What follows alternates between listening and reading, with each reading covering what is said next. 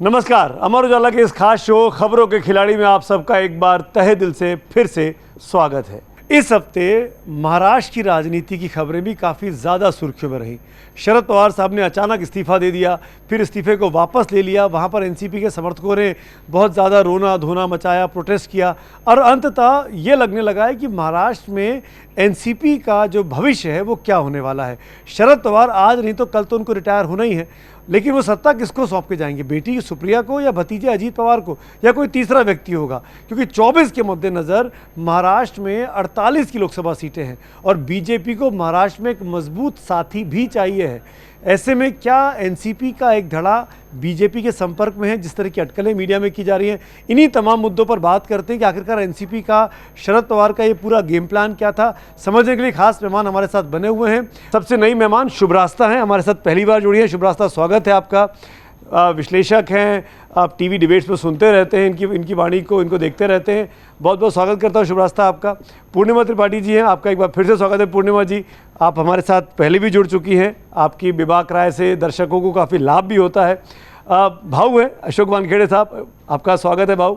और परिचय की ज़रूरत नहीं है, मतलब कौन दिया दिखाए सूरज को सोशल मीडिया पे इतने वायरल रहते हैं। शिवम त्यागी, टीवी के जाने माने चेहरे और हर डिबेट में अपनी बात मनवाने वाले कुछ अच्छे प्रवक्ताओं में से एक। थैंक यू सर शिवम जोड़ने के लिए। और डॉक्टर प्रवीण तिवारी हम सबके साथी, थैंक यू प्रवीण। महाराष्ट्र में यूपी के बाद सबसे ज़्यादा लोकसभा सीटें हैं, 48 सीटें महाराष्ट्र में आती हैं। और महाराष्ट्र की राजनीति का जो सबसे बड़ा नेता है वो अचानक अनाउंस कर दे कि भाई मैं अपनी पार्टी का अध्यक्ष पद छोड़ रहा हूँ। आप समझ गए, मैं शरद पवार साहब की बात कर रहा हूँ। क्या था उस खेल के पीछे? और फिर उसके बाद इस्तीफा वापस ले लिया। बड़ी अटकलें थी कि बीजेपी के साथ उनके भतीजे अजीत पवार जाने वाले हैं। इन तमाम घटनाक्रम पर इस हफ्ते और काफ़ी हलचल रही। शरद पवार क्या कर रहे हैं और क्यों ऐसा कर रहे हैं? इस्तीफा दिया था तो इस्तीफे पे कायम रहते? नहीं, सवाल ये नहीं है। सवाल ये है कि उनको इस्तीफा जब दिया था तब भी ये मालूम था कि वो इस्तीफा वापस लेंगे। ये आपको कैसे मालूम है? ये हमने बोला है, हमने सब दूर कहा है। मैं आपको मेरे ट्वीट पहले दिन से आखिरी दिन तक बताता हूँ। ये सिर्फ पार्टी को कंसोलिडेट करके पार्टी पे ग्रिप बनाने की बात थी। अच्छा। महाराष्ट्र में बीजेपी राज्य सरकार के लिए चिंतित नहीं है। मैं बता रहा हूँ, सरकार नहीं गिर रही। ऊपर से कोई आदेश भी आए तो अभी इसमें बहुत सारे रिपल्केशंस हो गए। स्पीकर कौन? अभी का स्पीकर तय करेगा, पुराना स्पीकर तय करेगा। बहुत सारे लफड़े, बहुत सारे केसेस जाएंगे। ये सरकार चलेगी। 2024 की चिंता है। महाविकास आघाड़ी, मैंने ठीक बोला ना, 48 की बात है। महाविकास आघाड़ी टूटना बिल्कुल जरूरी है, आवश्यकता है इसकी। महाविकास आघाड़ी तभी टूट सकती है जब आप एनसीपी को तोड़ सकते हो। शिवसेना को तोड़ के देखा आपने, शिवसेना और ज्यादा स्ट्रांगली इमर्ज हो गई। वो उद्धव ठाकरे ये जो बाई इलेक्शंस, विधान परिषद के इलेक्शंस, मंडी के इलेक्शंस, सब में दिखाई देता है। अब उसके बाद उनको सीधा डायरेक्ट अटैक करना होगा, क्योंकि कांग्रेस को 3 ने 13 में गिनते हैं। वो कांग्रेस पिछली बार भी जो सीटें आई वो शरद पवार की वजह से आई। मैं आज भी बता रहा हूँ, कांग्रेस का तो सब खत्म हो गया वहाँ पे। अब बचा हुआ शरद पवार है। शरद पवार को ये डर है, क्योंकि जो पहला घटनाक्रम ये हुआ कि शरद पवार क्यों कह रहे थे कि लोग जा रहे हैं, क्योंकि कुछ एमएलए मिल के आए शरद पवार को कि हम ईडी के रडार पे है, हमको ये बोला गया है, हम मरने की स्थिति में है। जब उद्धव ठाकरे से लोग चले गए 41 में से मैं 5 लोगों को जानता हूं जो उद्धव ठाकरे के चरण छू के गए कि साहब जाना जरूरी है, मर जाएंगे। उसमें से एक भाईखड़ा की उनकी एमएलए है, महिला, उसका पति स्टैंडिंग कमेटी का चेयरमैन था। उसको ईडी ने घेर लिया, ईडी ने छापे मारे, संपत्ति जब्त कर दी, पत्नी उधर चली गई, मामला रफा दफा हो गया। तो ये ऐसे कई लोग हैं। जब शरद पवार के पास आए तो शरद पवार ने जब देखा कि ये जाएंगे, रुकेंगे नहीं, क्योंकि इतने दिनों तक आप लगातार कांग्रेस और एनसीपी सत्ता में है, शिवसेना कारपोरेशन में सत्ता में है, इनका कोई भी नेता अब्जोपति से कम नहीं है, करोड़पति है और सबने पैसा दबा के कमाया। तो ये पैसा जाने का डर भी है। ऐसे में उन्होंने तुरंत, जिस दिन पहली बार सिल्वर ओक में मीटिंग हुई उद्धव और सबको बुलाया था, तब उन्होंने एक बात उनको कही थी कि मेरे कुछ एमएलए जाएंगे, मेरे यहाँ अब जाना शुरू हो गया है। तो आप ये मत कहो कि मैंने कॉन्फिडेंस में नहीं लिया, क्योंकि कांग्रेस को कॉन्फिडेंस लेने की जरूरत नहीं समझते, कांग्रेस खुद ही है वो। उसके बाद जब जाने का तय हुआ तो उनको ये डर लगने लगा कि बहुत सारे लोग जाएंगे। अजीत पवार के बारे में मीडिया लगातार उछाल रहा था, लेकिन आप मीडिया की बात सुनते हैं। अजीत पवार बार बार मीडिया के सामने कह रहा था कि मैं मरते दम तक हूं, मैं कहीं नहीं गया हूं, मैं 2 दिन तक बीमार था, ये मेरा प्रिस्क्रिप्शन है डॉक्टर का, इसलिए मैं फोन इसलिए होता अजीत पवार पे शपथ ले लेती जाके उन्होंने भाई, इसलिए उनके कारगुजारियों की वजह से हुआ ना। देखिए, शपथ जब ली अजीत पवार ने तो देवेंद्र फडणवीस ने ऑन रिकॉर्ड कहा था कि ये शरद पवार जी से बात होके हुआ है। पर पवार साहब ने मना कर दिया। नहीं शरद पवार जी ने एक किताब में एक अपने एक सेकंड, हाँ, एक किताब में- मिनट। कि अजीत पवार मेरे नाम पर लेकर गए थे। शरद पवार मुझसे बात नहीं हुई थी, शरद उन्होंने पवार कहा। के कितना ऑथेंटिक मानोगे? शरद पवार अपने एक सेकंड, शरद पवार अपने किताब में लिखते हैं कि अजित पवार ने गलत किया जाके, पॉइंट नंबर 1। दूसरा पॉइंट लिखते हैं कि मुख्यमंत्री उद्धव ठाकरे मंत्रालय नहीं जाते थे, मुझे बुरा लगता था। आप उनको टोक भी सकते थे। तीसरी बात लिखते हैं कि नरेंद्र मोदी सिर्फ एक ही उद्योगपति को आगे बढ़ाते हैं, उस वजह से इस देश के उद्योग का नुकसान हो रहा है। उस उद्योगपति को आप अडानी का नाम लेके, उसी अडानी को आप डिफेंड करते हो 15 दिन बुलाते हैं? पहले। खाना खिलाते हैं। ये जो है शरद पवार का फ्लिप फ्लॉप, ये तो यू टर्न मास्टर है। हर जगह वो यू टर्न लेते आ रहे हैं हर जगह पे। तो उनको अपनी पार्टी कंसोलिडेट करनी थी और बताना था कि मैं ही शरद पवार हूं। तो एक नाटक का मंचन हुआ, उन्होंने इस्तीफा दिया, लोग रोए, इमोशनल हुए। छोटा सा जवाब दीजिए, अजीत पवार अब कहाँ है? अजीत पवार जाएंगे, टूटेंगे, नहीं टूटेंगे? अजीत पवार तभी जाएंगे बीजेपी में जब शरद पवार जाने के लिए कहेंगे। अजीत पवार यदि इंडिपेंडेंट जाते, जिनके पीछे एक भी एमएलए नहीं है, ऐसे ही गए थे ना अजीत पवार, एक भी एमएलए नहीं गया था, तो वो जब वापस आए तो ये मजबूरी होनी नहीं चाहिए थी शरद पवार की। उसको बोलते कि पार्टी से निकाल दिया तुझे। तो क्या ये माना जाए, शिवम कुछ बोलना चाह रहा है, शिवम आपसे पूछ रहा हूं, क्या ये माना जाए कि शरद पवार आज भी अपोजिशन के खेमे के एक बड़े नेता हैं और वो 24 के पहले बदलेंगे नहीं? क्योंकि बार बार ये भी लिखा गया कि उनकी बहुत अच्छी दोस्ती है अडानी से, उनकी बहुत अच्छी दोस्ती है नरेंद्र मोदी से, वो पाला बदल सकते हैं। ये जो इस्तीफे का ड्रामा हुआ, ये दरअसल स्ट्रैटेजी थी कि भतीजा वहाँ चला जाए, मेरे हाथ में क्या है, मैं क्या कर सकता हूँ, इस तरह की चीज़ें भी आई हैं। देखिए, एक चीज तो है कि शरद पवार देश के बड़े नेता तो हैं। हाँ, यदा कदा इस देश के प्रधानमंत्री ने भी उनकी तारीफ की और बहुत ही काफी बड़ी बड़ी बातें उनके बारे में की। जहां तक बात पार्टी कंसोलिडेशन की है, 100% एग्री करता हूं मैं कि ये पार्टी कंसोलिडेशन की ही एक स्ट्रैटेजी थी। सबको पता था कि इस्तीफे के बाद क्या होना है, चीजें कैसी बनी है और किस तरीके से माहौल बनाया गया। ये भी एक नया तरीका है कि पार्टी पे ग्रिप लगातार बनी रहे। दूसरा जो आपने कहा कि 2024 तक रहेंगे या नहीं, ये मुझे लगता है कि ये तो सिर्फ शरद पवार ही बता सकते हैं। सुप्रिया जी से भी पूछो, शायद वो भी ना बता पाए, क्योंकि नहीं पता उनका। वो चारों तरफ जिस तरीके से चीजें चलती हैं, और ये एक बिल्कुल सही बात है कि महाराष्ट्र में जिस तरीके से सरकार चल रही है, आगे जाकर जब आप चुनाव में जाओगे तो आपको वोट्स लेने हैं, और जब आपको वोट्स लेने तो उसके लिए आपको जितनी भी जुगत लगानी है वो आप लगाएंगे। कहाँ बेटर सिचुएशन हो सकती है, शरद जी भी इस बात को कहीं ना कहीं इवैल्यूएट करेंगे कि किसके साथ तो क्या आप ये इशारा कर रहे हैं कि बीजेपी इस खेल में हो सकती है? क्योंकि 24 के चुनाव में बीजेपी को महाराष्ट्र की जरूरत है। अगर वो 3 पार्टियां एक तरफ है और बीजेपी अपने दम पे चुनाव लड़ रही है या फिर एकनाथ शिंदे के साथ मिलकर चुनाव लड़ रही है, तो क्या टक्कर दे पाएगी? उनको चाहिए होगी ना एनसीपी, जो बात इशारा कर रहे थे। 24 देखिए 24 बड़ा क्रूशियल है। मैं ऐसा मानता हूं कि विपक्ष को अगर सत्ता में आना है तो बीजेपी की सिर्फ 50 सीटें कम कर दी। अगर 50 सीटें कम कर दी तो दिक्कत है। बीजेपी को भी बड़ा क्लियर है कि आपको 282 तो चाहिए ही चाहिए, प्लस माइनस कुछ नहीं है।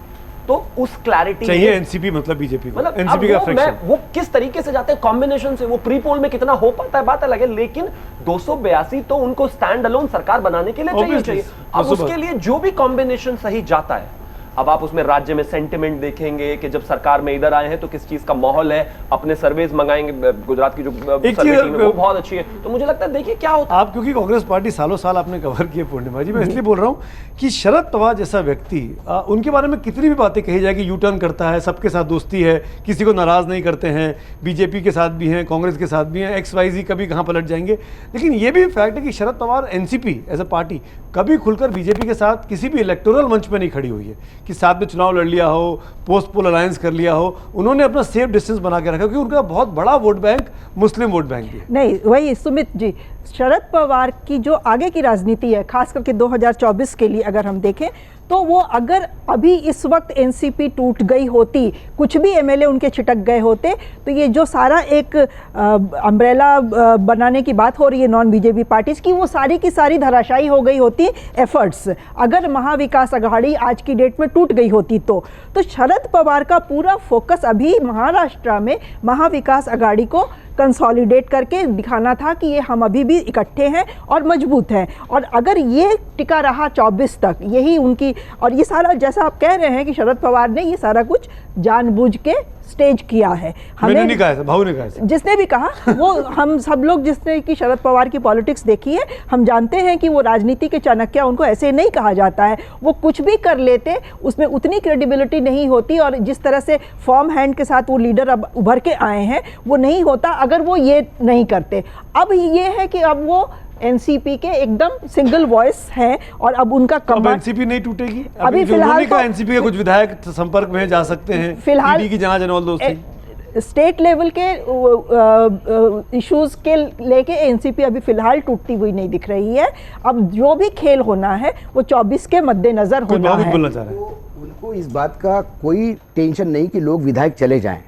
विधायक 4-5 चले जाएंगे क्योंकि सरकार में तो नहीं कि जो सरकार गिरेगी। विधायक जाने से उन्हें फर्क नहीं पड़ता। उन्हें डर इस बात का था जैसे शिवसेना की पार्टी हाईजैक हो गई, मतलब सिंबल भी गया, ये भी गया। उसके लिए उन्होंने कंसोलिडेट करके बता दिया कि जो फेंस सीटर थे कि मैं आज भी तुम्हारा बाप हूं और आज भी मैं पार्टी में कंट्रोल रखता हूं। दूसरी बात, शरद ये पवार कौन थे जो पार्टी के अंदर उन्हीं से नाराज थे? और नहीं, नाराज वाली बात नहीं, जब डर डर है, था, डर था। डर है। ये जो 41 डर तो अभी भी होगा। नहीं, जाएंगे ना, 10 जाएंगे, लेकिन जो उनके साथ जाने में यदि कुछ लालच के चक्कर में चले गए कि हमको मंत्री बना देंगे, तो वो लालच वाले बाहर रहेंगे अभी। एक बात वो है। दूसरी बात, आपने कहा कि शरद पवार बीजेपी से हमेशा डिस्टेंस रखते हैं, ऐसा नहीं हुआ। लोकल बॉडीज नहीं, लोकल बॉडीज भी छोड़िए।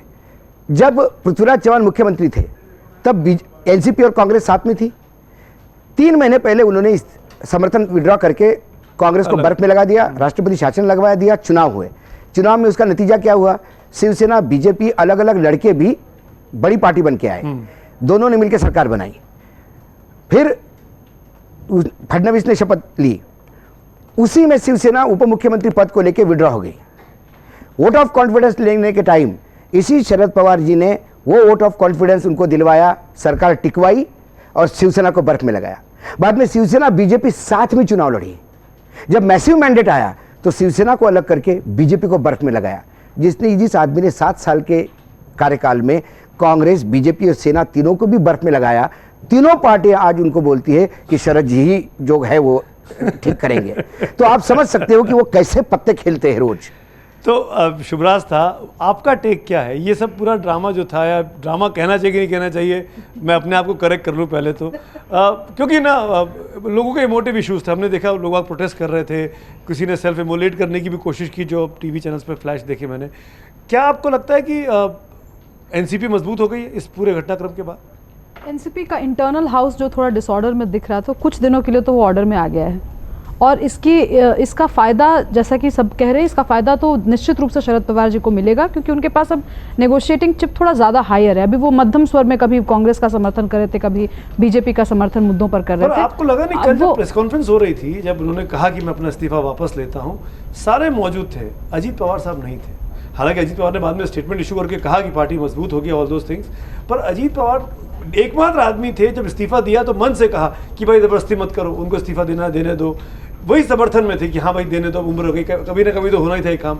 वो अजीत पवार एब्सेंट हो जाते हैं, बाद में स्टेटमेंट आता है, अभी तक मीडिया के सामने आके बाइट नहीं आई है। जी जी, वो आएगी भी कैसे? कुछ गड़बड़ लगती है कि गड़बड़ नहीं, वो तो सिंपल सी चीज़ है ना। एक पार्टी है जो जिसमें जहाँ पे परिवारवाद की बू है कि सुप्रिया सुले जी बन सकती हैं। अगर सुप्रिया सुले जी बनती हैं तो फिर बाकी के जो भी नेता हैं वो नेपथ्य में ही चले जाएंगे, या वो जो शब्द मैं यूज़ आराम से कर सकती हूँ, पिछलग्गू बन करके ही रहना पड़ेगा।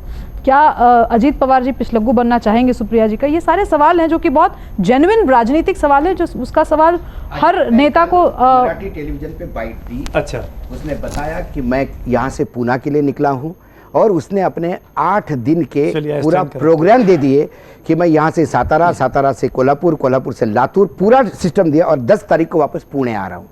ये मेरा प्रोग्राम है और जगह जगह पार्टी की मीटिंग्स हो रही है।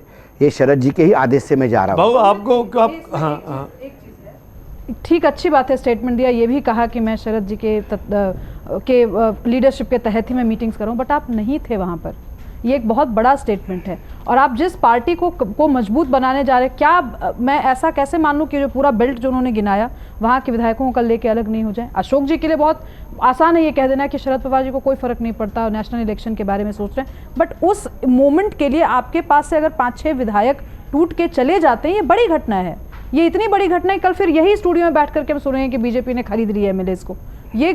इस घटनाक्रम को इग्नोर नहीं किया जाना चाहिए। दूसरी बात है, अगर एनसीपी या कोई भी पार्टी हो, एनसीपी को हम किसी भी पार्टी से रिप्लेस कर सकते हैं।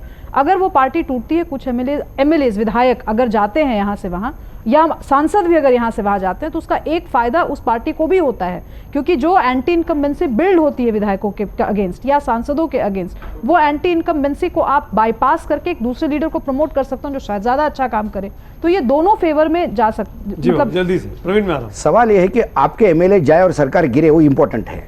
जो शिवसेना के एमएलए गए लेकिन आप सत्ता में ही नहीं हो, आपके 10 खाली बैठे हैं, आपके पास 53 है, 53 में से 5 चले गए। उनको मालूम है कि ये 5 चले जाने के बाद मुझे वहां 5 तैयार करने हैं, इमीडिएटली डैमेज नहीं होगा। अच्छा, बीजेपी के पास आएंगे तो बीजेपी अजीत पवार के पास क्या 5 ही है? अजीत पवार के पास परसेंटेज है? अजीत पवार के पास तो एक भी नहीं था जब 80 गए, तो एक भी नहीं गया आदमी। और जो 2 लोग गए थे शपथ विधि में, उन्होंने आके प्रेस कॉन्फ्रेंस करके बताया कि हमको किसी और कारण के बुलाया गया था। यदि 80, जब उन्होंने 80 घंटे, अजीत पवार खाली है बिल्कुल। सवाल यह है कि अजीत पवार तब खाली होते जब शरद पवार सामने हैं। शरद पवार यदि नेपथ्य में कहीं नहीं रहे तो फिर अजीत पवार निर्विवाद रूप से नेता है। लेकिन यदि अजीत पवार कहे सबको कि सब मेरे कहने पे आ जाओ, और अजीत पवार के पास ताकत थी। मैं आपको मैं एक मिनट, एक सेकंड मैं एक इंसिडेंट बता दूंगा आपको। मैं एक बार ये हुआ है जब Chhagan Bhujbal deputy chief minister थे, सुनील तटकरे दिल्ली आते हैं और शरद पवार को 2 टूक बात कहते हैं कि deputy chief minister Ajit Pawar होंगे, नहीं तो पार्टी टूटेगी। शरद पवार जी को ये समझ में आ गया था कि पार्टी हाथ से निकल सकती है। उन्होंने प्रफुल्ल पटेल और डीपी त्रिपाठी को ऑब्जर्वर करके भेजा और इस्तीफा लिया छगन भुजबल का, और फिर दादा को उप मुख्यमंत्री बनाया। उसके बाद जो फंक्शन हुआ, उस फंक्शन में जो शरद पवार को हुट हुआ, उस दिन शरद पवार समझ गए थे कि अजीत पवार की ताकत बहुत ज्यादा बढ़ गई है। और उसके बाद 1 महीने के अंदर महाराष्ट्र का जो सबसे बड़ा कोऑपरेटिव बैंक, जो एपेक्स कोऑपरेटिव बैंक था, उस पे रिसीवर बैठ गया, सारे डायरेक्टर्स के खिलाफ एफआईआर हुई, उसमें अजीत पवार भी थे। और उस दिन से शरद पवार ने पार्टी पकड़ना शुरू कर दी, जो अभी तक 53 के 53 को ऐसे पकड़ के रखे हैं। ये भी उतनी अच्छा बात सही देखिए, है। एक बड़ी मज़ेदार बात है बहुत, क्योंकि भाऊ तो इसके एक्सपर्ट हैं महाराष्ट्र की पॉलिटिक्स के।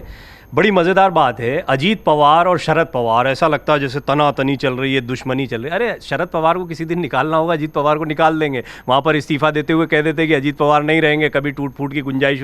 उन्होंने अपनी ताकत, शरद पवार चाहते नहीं हैं कि अजीत पवार दूर हो, वो अजीत पवार को भी साध रहे हैं, ये समझने जैसी बात है। एनसीपी को अगर इंटैक्ट रखना है तो अजीत पवार का अपना महत्व है। वो इस वक्त सुप्रिया सुले से ज़्यादा अनुभवी महाराष्ट्र की सियासत में पकड़ रखने वाले हैं। बना देना उसको अध्यक्ष, नहीं, कह देना कि हमारे अध्यक्ष ये होंगे। अब आपने जो सवाल, सुप्रिया सूले के लिए जगह नहीं बनाई जा रही क्या? सवाल पर आ रहा था। सुप्रिया सूले के लिए भी जमीन तैयार हो रही है मैं भाई। आपको बताता हूं। सबने अपने पुत्रियों को आगे बढ़ाया, तो हमारे इतिहास का हिस्सा है। मैं आपको एक बात और बता दूं, भाऊ जानते भी होंगे, रोहित पवार एक और नाम है, पोता है उनका। क्रिकेट में और व्यवसाय में जो शरद पवार का अंदाज रहा है, उस अंदाज में वो पोता बढ़ रहा है भतीजे से आगे। अब मैं बताता हूं आपको, जो आपका सवाल है और महत्वपूर्ण है, कि अजीत पवार फिर दिक्कत क्या है। अजीत पवार के साथ कुछ दिक्कतें हैं, और उसको शरद पवार जैसे जानते हैं, वो राजनीतिक विश्लेषक भी नहीं जानते, उनके साथ के विधायक भी नहीं जानते, क्योंकि वो उनके घर का बच्चा है। 62 वर्षीय हो गए हैं, लेकिन फिर भी अजीत पवार उनके घर के बच्चे हैं, वो उनकी उन कमियों को जानते हैं जिनसे शरद पवार भय खाते हैं। मुंहफट होना, डिसीजन बहुत तेजी से ले लेना। शरद पवार ने अपनी किताब में यह भी उल्लेख किया है कि अजीत पवार उठकर गुस्से में कांग्रेस के साथ में मीटिंग छोड़कर चले गए और अचानक से बीजेपी के साथ जाकर सरकार बना ली। और मुझे विधायकों को जब मैंने फोन किया, भाई क्या चल रहा है, तो बोले आपका बोला है, इन्होंने हरी झंडी दे दी, आपने सरकार बना लो। खैर, ये जैसा भाऊ ने कहा कि वो उनका कहना नहीं कहना, उनके इशारे पर हुआ नहीं हुआ, मैं आपको बस थोड़ा सा पीछे इस विवाद के, इस्तीफा देने के पहले ऐसा क्या हुआ कि इस्तीफा देना पड़ा, रोटी पलटने की बात बोलनी पड़ी, और पीछे आइए, उससे पहले 2 पोस्टर लगे। अब देखिए आप चेहरे, यहाँ जयंत पाटिल को भी तो साधना है, यहाँ प्रफुल्ल पटेल को भी तो साधना है, यहाँ छगन भुजबल को भी तो साधना है, यहाँ जितेंद्र अवार्ड जैसे लोगों को भी तो साधना है। ये वो चेहरे हैं जो पार्टी के, बेशक पवार परिवार के नहीं है, लेकिन पार्टी परिवार के महत्वपूर्ण हिस्से हैं। अब जब जयंत पाटिल का पोस्टर लग रहा भावी सीएम, अजीत पवार का लग रहा भावी सीएम, समझ गए शरद पवार, अजीत पवार तो हम नई राह पर चल रहे हैं। तो उन्होंने कहा, और बहुत दिल से बोला, उनको पता है यही होगा डिसीजन, उनको पता है मैं यहाँ पर इस्तीफा दूंगा, रोने लग जाएंगे सब, और 3 दिन बाद मेरे पास आएंगे और कहेंगे भैया इस्तीफा वापस ले लो, आप गए तो सब खत्म हो जाएगा। और ये बात सही है, शरद पवार आज चले जाए, आज इस्तीफा दे दें, एनसीपी खत्म हो जाएगी, इसमें किसको संदेह है? कोई संदेह नहीं। अजीत पवार को बना दीजिए, एनसीपी खत्म हो जाएगी। इसीलिए अजीत पवार, तो सुप्रिया सुले को बनाएंगे, मतलब सुप्रिया सुले के लिए तो उन्होंने खुद कह दिया, शरद पवार का बयान भी आया है कि मैंने सुप्रिया सुले से कहा। अब ये देखिए, अजीत पवार से नहीं कहा, सुप्रिया सुले से कहा। ये बयान, ये ऑफिशियल बयान है। लेकिन उन्होंने मना कर दिया कि मैं नहीं बनूंगी। अब ये भी एक अब ये स्टैंड अपने आप में कि अजीत पवार से नहीं पूछ रहे हो, सुप्रिया सुले भले ही वो मना कर दे रही, बनाना नहीं है। उन्होंने पूना के कुछ लोगों को डिनर दिया था अपने घर पे, किसने? शरद पवार ने। उनका एक सैटरडे क्लब था पुराने जमाने का, तो उन्होंने अपने घर पे यहाँ पे बुलाया। तो जब बैठे वहाँ पे, तो मैं भी साथ में बैठा था, तो मैंने उनको कहा कि सुप्रिया इतना अच्छा बोलती है और मराठवाड़ा में बहुत अच्छा महिला के सेल्फ हेल्प ग्रुप भी बनाए उसने, उसको फुल फ्लेज महाराष्ट्र की राजनीति में क्यों नहीं उतारते आप? तो उन्होंने कहा चाहता तो मैं भी हूँ जैसा तुम चाहते हो, एक बार उसको तो पूछो। मैंने उसको पूछा, वो कहती है की महाराष्ट्र की राजनीति आपल्याला सूट होत नाही, दिल्ली बरं। म्हणजे मैं भी थक गया हूँ, वो दिल्ली की ही राजनीति सूट होती है उसको। ये बड़ा क्लियर कट तो अंडरस्टैंडिंग क्लियर कर देना, सुप्रिया सुले कार्यकारी अध्यक्ष दिल्ली में बातचीत करेंगी मोदी से या राहुल गांधी से। तो हाथ में रखता है ना चेस खेलने वाला, वो मोहरा थोड़ी बदल रहा है। उन्होंने कल जब भाऊ उन्होंने इस्तीफा वापस लिया तो उन्होंने कहा कि अब मैं अपनी लीडरशिप तैयार करूंगा, जो मैं नहीं कर पाया हूं। तो क्या यही इशारा कर रहे थे कि धीरे धीरे करके सुप्रिया सुले को? उसके पीछे एक बात और है, पार्थ का चुनाव हारना लोकसभा कहीं ना अजित पवार को बहुत डैमेज कर गया। और अजित पवार इसका ठीकरा शरद पवार जी के सर पे फोड़ते हैं, क्योंकि शरद पवार चाहते नहीं थे पार्थ चुनाव लड़े। पार्थ उनके बेटे अजित पवार के। पवार ये शरद बोल दिया, पवार बहुत ने ज्यादा कहा था- दर्शकों को नहीं पता होगा। नहीं, शरद पवार ने कहा कि सारे टिकट क्या पवार परिवार में ही रहेंगे क्या, लेकिन फिर घर में तोड़फोड़ हुई, टीवी भी फोड़े गए। उसके बाद फिर पार्थ को टिकट दिया, और जहां से पार्थ को टिकट दिया पार्थ बुरी तरह से हारे, और फिर शरद पवार ने पूरा फोकस लगाया रोहित पे। उसके बाद चुनाव में जो हुए अहमदनगर जिले में, तो कहीं ना कहीं अजित को वो बहुत अनकंफर्टेबल हो गया। वो ऐसे कई चीजें हैं, उद्योगपतियों का पवार के डिफरेंस बाद है। कौन? आप जानते हैं, इसलिए मैं आपसे पूछ रहा हूँ। नहीं, पवार के बाद तो NCP में मुझे पवार के बाद पवार कौन? के बाद यदि पवार साहब जाते हैं तो एनसीपी में कई टुकड़े होंगे, और बड़ा टुकड़ा अजित पवार के साथ रहेगा, ये भी उतना ही है। क्योंकि आज अजित को मानने वाले बहुत है, लेकिन पवार साहब के सामने वो आवाज नहीं करेंगे। पवार जब रहते हैं तो वो चुप रहते हैं। इतनी तो क्लैरिटी पवार साहब को अभी है कि अपने रहते हुए अगर पार्टी रोहित को दे जाए या सुप्रिया जी को दे जाए तो चीजें हो सकता है धीरे धीरे लीडरशिप तैयार करे, वरना आने वाले समय में उनके जो भतीजे हैं पार्टी तो तोड़ेंगे। अब उनके रहते हुए अगर वो चीजों को स्टैब्लिश करके चले जाएं, जैसा कि मुलायम सिंह जी के समय में हुआ, तमाम तरह की खींचातानी हुई, लेकिन वो वहां पर थे, अखिलेश जी लड़े, तमाम चीजें हुई, but by and large end of everything आखिरकार बेटे को ही पार्टी मिली। तो इस देश में होता तो सोनिया गांधी, राहुल गांधी, होता तो ऐसा ही। अखिलेश उसमें यादव, शुरुआत में ऐसा होता है उद्धव कि ठाकरे। शुरुआत में ऐसी खबरें आती हैं, बड़ा अनकंफर्टेबल है, वो नहीं चाहते हैं ऐसा होना दिखना, क्योंकि वो थोड़ा सा मतलब जो है एक तरीके से डेमोक्रेटिक भी दिखना है, लेकिन अंततः होता यही है। हिंदुस्तान में तो ये देखा है कि हो सकता है कि तो अब मेरा सवाल टाइमिंग आप अपने भतीजे को स्टार मान लें, ठाकरे परिवार में भी ये हुआ, इतना बड़ा उदाहरण है। लेकिन अंततः जब आदमी जो मतलब एकदम मतलब राजनीतिक बुढ़ापे की तरफ जब जाता है ना, तो उसको लगता है नहीं अपने घर का जो चिराग है इसी को देख के जाना। बिल्कुल। और मुझे लगता है कहीं ना कहीं यहाँ पर भी यही होना है। हाँ, वहां तक पहुंचते हुए कितना ऊपर नीचे होने वाला है वो एक आपकी बात से आपने एग्री राज करते ठाकरे हुए की बात शिवम, हमने करी, देखा था अजित ठाकरे पवार परिवार राज में ठाकरे क्या नहीं हुआ? बनना चाहते। ठाकरे परिवार में Raj Thackeray was more prominent politically, लेकिन बाला साहब ने उद्धव को मौका दिया, राज ठाकरे को छोड़ दिया। मेरा सवाल आपसे ये है कि अगर सुप्रिया सुले जैसा का इशारा कर रहे हैं कि अमूमन ऐसा होता है, अगर सुप्रिया के पास कमान आती है एनसीपी की, तो क्या सुप्रिया के अंदर वो लीडरशिप क्वालिटी है? पार्टी के तमाम नेता, विधायक, समर्थक, वोटर सुप्रिया के साथ खड़े होंगे? एक चीज बड़ी होती है कि वो पीपल का 500 साल पुराना अगर कोई पेड़ है ना, उसके नीचे कोई पेड़ उगता नहीं। शरद पवार साहब की लीडरशिप इतनी बड़ी है और दिखती है कि वहां अभी किसी को जज कर पाना बहुत मुश्किल है। अजीत पवार का कहीं ना कहीं पॉलिटिकल इनकंसिस्टेंसी इस देश ने सबने देखा है लगातार। अब इसको आप ये भी कह सकते हैं कि वो भी एक शरद पवार जी का कोई स्टेप था या भेजा गया इंटेंशनली या कुछ इस तरह से, लेकिन इतना तय है कि जब तक वो है इनका लीडरशिप मतलब आप उसको टेस्टिफाई करते वैसा नहीं है। वो तो पता तभी चलेगा कि या तो वो अपने सामने रहते रहते सत्ता उनको देकर जो है चीजों को करते या फिर आगे। आपका सवाल बहुत महत्वपूर्ण है, वो थोड़ा वो सवाल पे दोबारा लौटें। क्या सुप्रिया सुले में वो बात है लीडरशिप की? वो तो नहीं है। कोई भी कहेगा जो शरद पवार में, आप शरद पवार को हटा के उनको बैठा रहे हैं ना, तो अचानक से कोई दूसरा शरद पवार एनसीपी में पैदा हो जाएगा तो संभव ही नहीं है। सोनिया गांधी बड़ा उदाहरण है, राजनीति से दूर दूर तक कोई लेना देना नहीं था, राजनीति में बेमन से आई, यूपीए 1 यूपीए 2 सक्सेसफुली चलाया, पूरे विपक्ष को एक करके एक बड़ा काम उन्होंने किया और मंजी हुई राजनेता आज वो मानी जाती हैं। तो सुप्रिया सुले को अगर मौका मिलेगा और पार्टी साथ में बनी रहे, ये ज्यादा बड़ी बात है। उस समय कांग्रेस चाहती थी, कांग्रेस के तमाम बड़े नेता चाहते थे, इसलिए सोनिया जी बन पाई। भले ही बाद में उन्होंने सीखे दांव पेज राजनीति एनसीपी के हिंदी बोलने के साथ साथ में, लेकिन साथ ही साथ में सुप्रिया सुले के साथ में वैसा एनसीपी के नेताओं का समर्थन नहीं है जैसा अजीत पवार को मिल जाएगा। ये बहुत बड़ी समस्या है। इंटरेस्टिंग बात है। पूर्णिमा जी, जी जी, के जो अध्यक्ष है हाँ, जयंत पाटिल का, उन्होंने कहा कि मैं जानता हूं कि कुछ एनसीपी के लोग जाएंगे जरूर बीजेपी के साथ। अच्छा, अभी स्टेटमेंट फिर दिया उन्होंने। बड़ा स्टेटमेंट है। तो मतलब फिर जाने वाले, फिर नहीं तो फिर वही आगे स्थिति। उनको ये पता है कि जो लोग 5-7 ईडी की लोग। पीड़ा से जाएंगे वो रोकने से नहीं रुकेंगे, वो जाएंगे ही। वो जाने के बाद उसमें अजीत पवार भी तो होंगे। अजीत पवार भी तो अजीत पवार पे आज भी मैं कह रहा हूं, अजीत पवार चाहे हम कितना भी डिस्कस करें, अजीत पवार पे आज भी सुरक्षा कवच शरद पवार का है।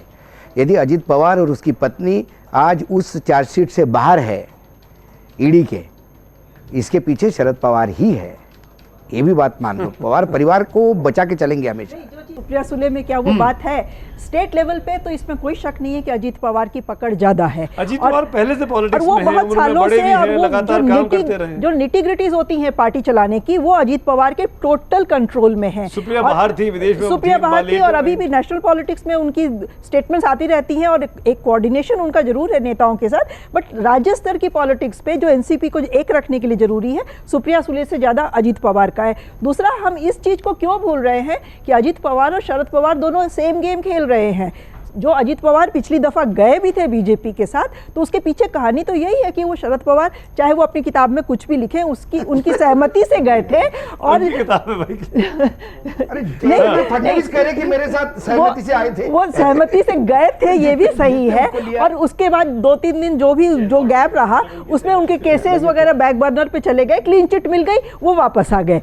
तो ये खेल शरद पवार जी बड़े अच्छे से खेल सकते हैं, ये हमें नहीं भूलना चाहिए। एक चीज आखिर में शुभरास्ता मैं आपसे पूछ रहा हूँ, अगर हम एनसीपी की सेकंड रंग की लीडरशिप देखें, प्रफुल्ल पटेल, जयंत पाटिल, अनिल देशमुख, सुप्रिया सुले, छगन भुजबल और अनिल देशमुख तब भी बड़े हैं, ये 70+ में आते हैं, लेकिन बाकी सब लोग ये 55 और 65 के बीच की रेंज है, 10 साल के गैप में सब नेता हैं। तो क्या आसान होगा जो भी नया लीडर बनेगा उसको सबको एक साथ लेके चलना? जब आप एक साथ के लोग होते हैं और उनमें से एक कैप्टन बना दिया जाए, आपने पूरा मैच साथ खेला, नहीं अगले मैच से ये कैप्टन होगा, तो बाकी 10 लोग अनकंफर्टेबल नहीं होंगे क्या? बिल्कुल, चाहे वो अजीत बने, चाहे वो सुप्रिया बने। बिल्कुल अनकंफर्टेबल भी होंगे, पर इसमें देखना ये है कि जो व्यक्ति आगे बढ़ रहा है वो व्यक्ति बाकी लोगों के साथ उसका बिहेवियर कैसा और एटीट्यूड कैसा है। क्या आप इस आपकी नाक इतनी लंबी है, अगर आप दिल्ली की राजनीति कर रही हैं तो क्या आपकी नाक इतनी लंबी है कि आप स्टेट लेवल के लोगों को उतना सम्मान नहीं दे पा रही हैं, या क्या आप स्टेट लेवल पर अगर आपकी इतनी पकड़ है तो क्या आप जो दिल्ली की राजनीति कर रहे हैं उनको आप लोगों के बीच में आप बिल्कुल नीचा दिखा रहे? ये कोऑर्डिनेशन कौन बना पाता है बाकी लीडर्स के साथ, मेन इंपॉर्टेंट चीज़ ये है। और तो महाराष्ट्र की राजनीति सुप्रिया में है कि अजीत में?